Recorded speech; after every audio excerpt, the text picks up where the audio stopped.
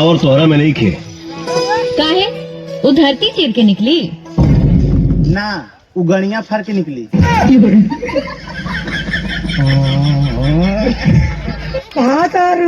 भातारू ये कर बहन जे भातारू भातारू का हरे तू भातार ना तू छिनार रहा हट जो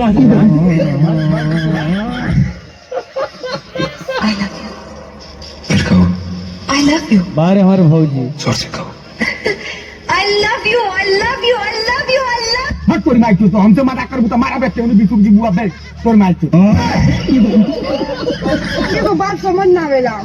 कौन बात मोरो संग कितनो सुंदर मेरा मिल जाऊं बारे कितनो भौजी। सुंदर लेकिन आपन मौगे खराबे लागे ले कर्तव्य जौन को दे लिखु न होता आ दूसरा के मौगे कोरिया पीला कुछो होको वो झकास लागे ले उर परी लागे ले वो तो सही बात बा घर का मुरई साग बराबर लागे आसमान के गिरल बिया हमनी के लागे गोबर में के निकलल बानी सन गोबर में के गोबर लाग कम कर देला कुंतु हनी मन भर जाला त हमनी के छुछुंदर हो गइनी सन सुंदर तो तू हवा हो और सफाई दे हमनी के सुंदर बानी सन लेकिन आज ले तू टूट ना कइनी सन घमंड ना कइनी सन अरे बापू बाप बहुत सुंदरता दिए टाटा दिए साला कौनो पटाओ तो नहीं कि हमरा के कौनो पटाई तो हम चल जाईते हम साथ होते है मौगा तो ये मौगा तो हम ना रहे मुराई पर रो मत मौका मत कही हमके मौका होगा ना तन्नो तो ना पूछला हमरा के हम बतानिया कल केकरा से बात होता हो?